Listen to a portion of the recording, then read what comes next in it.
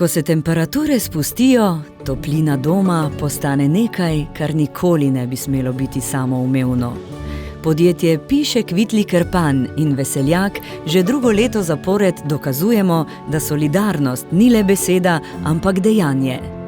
Prejeli smo številne ganljive zgodbe, vsaka zase težka, vsaka zase vredna pomoči. Zato smo se letos odločili drugače. Namesto enega srca bomo ogreli kar 2 doma. Mi se vam iskreno zahvaljujemo. Želimo vam vesele praznike, srečno novo leto. Upamo, da vam bodo ta drva prinesla toplino v dom, pa tudi v srce. Ko mraz zareže v domove tistih, ki si topline sami ne morejo zagotoviti, zebe tudi nas. Še posebej, ko gre za starejše, onemogle in pozabljene. Zato smo tokrat z veliko hvaležnostjo pomagali gospodu Jožetu z Bizeljskega in gospe Jožefi z Kozjanskega. Kljub življenjskim preizkušnjam ohranjata dostojanstvo in srčnost.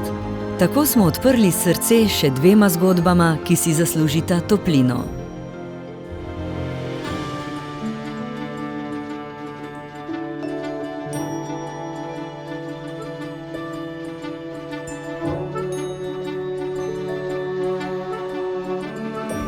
Želela bi tudi vam voščiti vesele praznike, srečno novo leto.